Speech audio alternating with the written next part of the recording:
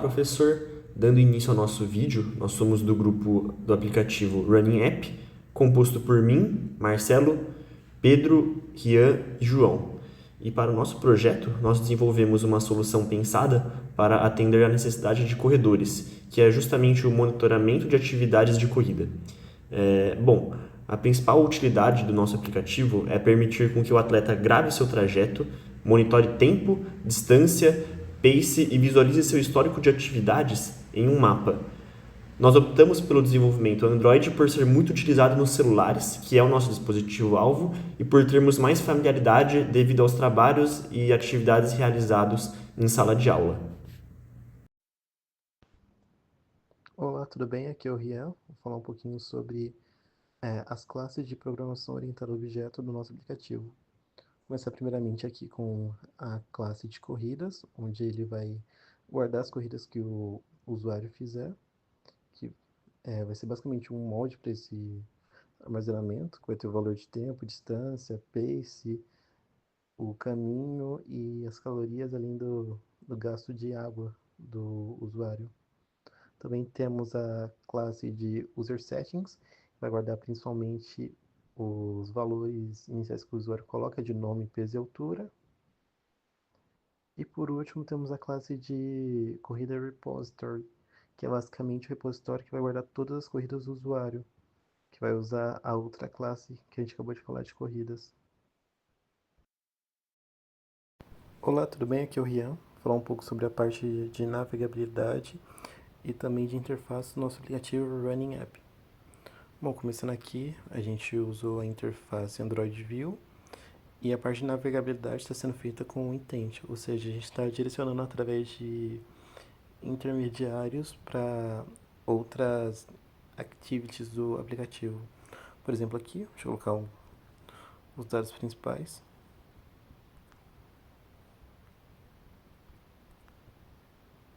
Aí a gente vai para outra activity, que já é principal de corrida, onde nós iniciamos aqui, permitimos a notificação. Aí temos a segunda aqui, que é esse pop-up de fim de corrida. Também temos a de ajustes para você editar os dados caso você queira.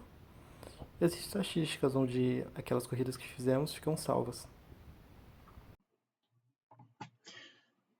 Bom, Thiago, dando sequência, agora irei falando de... Eita, como é que agora me embolei? Bom, Thiago, dando sequência, iremos falar do banco de dados do nosso aplicativo. Atualmente estamos usando o banco de dados RUM. Ainda não tivemos tempo para integrar o Firebase, mas em outra versão do aplicativo ele já está pronto. Mas atualmente, nessa data de hoje, dia 23/11, contamos com database RUM.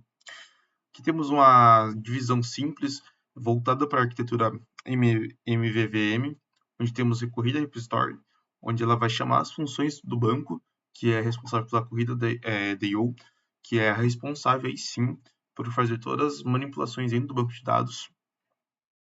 Dentro de corrida, temos um breve exemplo de tabela, que é responsável por mostrar todas as estatísticas das nossas corridas, ou um breve exemplo também da nossa tela de login, que vai nome, peso e altura.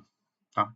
Para que todos os dados cheguem perfeitamente dentro desse nosso banco de dados interno, nossas regras de negócio ficam todas dentro de Corrida Service, onde temos aqui a função de calcular o pace, que passa primeiro por aqui, depois repository, depois deu até chegar ao nosso banco de dados.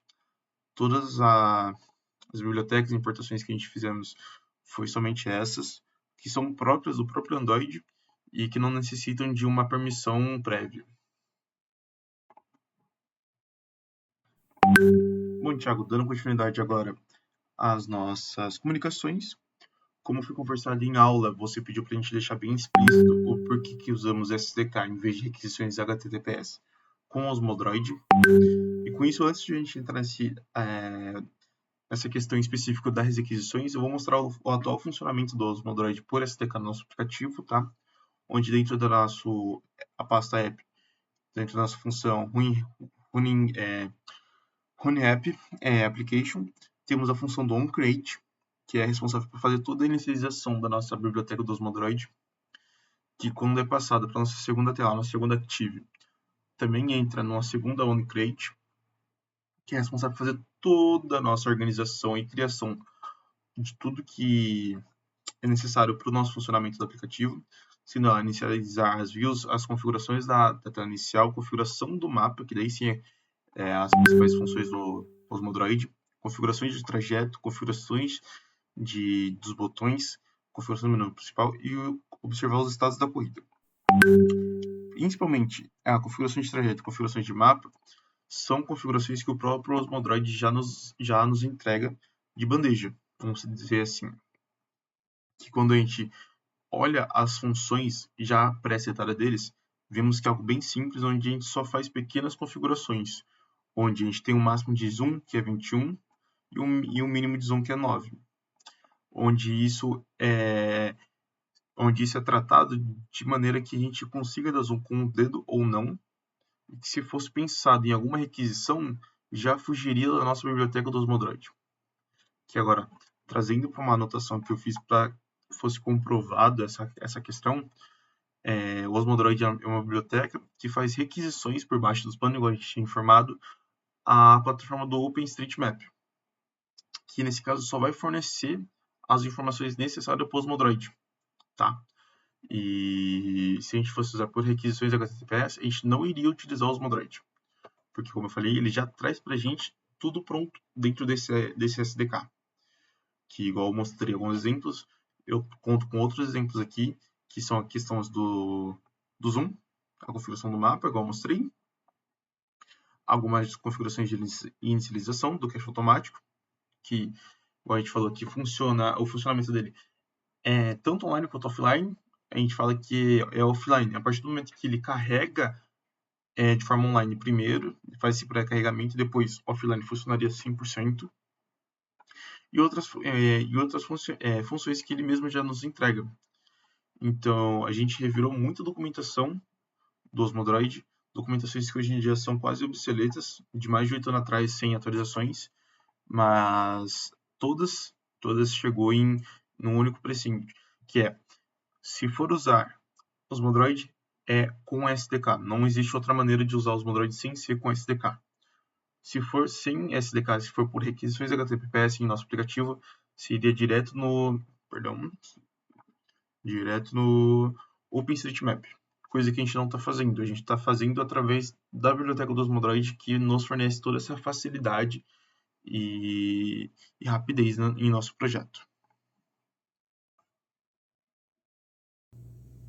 Para manter o usuário informado sobre o status da corrida, mesmo fora do aplicativo, utilizamos uma notificação persistente.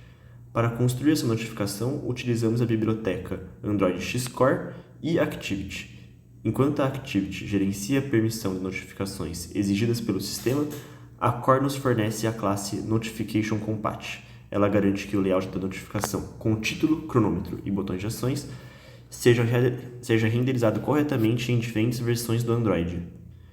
No código, utilizamos o Notification Compat Builder para definir ícones, textos e os botões de ações pausar e parar. Para outras coisas relacionadas a notificações, utilizamos também recursos nativos do sistema, como o Notification Channel e o Notification Manager.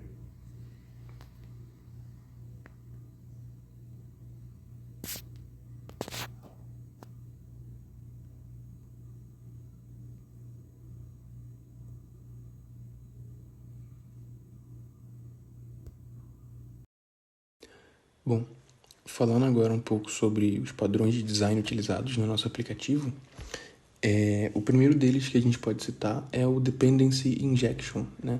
Que basicamente permite que a gente centralize e crie apenas uma vez os serviços e as dependências utilizadas ao longo do nosso aplicativo, né? E de forma que tudo, ou seja, os serviços e as dependências só são injetadas, né? Só são utilizadas quando é necessário, né? Ou quando chamadas em outra atividade.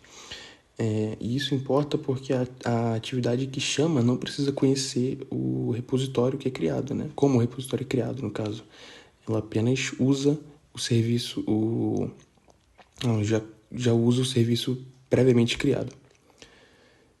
Nesse exemplo aqui, a gente pode ver que os serviços criados são o Auth Service, que é da autenticação do Firebase, Firebase Corrida Service, que é também para conexão com o banco de dados, e aí depois Repository, que estabelece o repositório de corridas para passar depois para o Firebase, e o User Settings Repository, que estabelece o repositório das settings, né, dos ajustes do perfil do usuário. Por último, sou solícito falar da arquitetura, no design da arquitetura do aplicativo.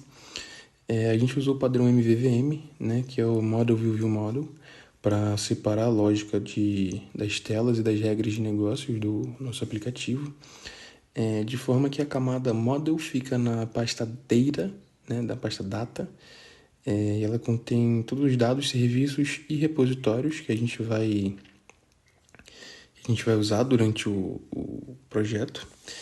A camada View Model ela fica na pasta UI, né? E cada subpasta tem o seu View Model específico, né?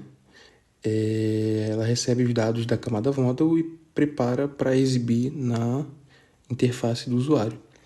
A camada View ela contém as atividades e os adapters responsáveis pela exibição dos dados e repasse das ações do usuário no aplicativo. Com isso, a gente consegue garantir um fluxo unidirecional de dados, né? A View interage com o View Model, passando os dados dos repositórios e devolve os estados prontos para serem exibidos. E assim os serviços do aplicativo são utilizados com sucesso.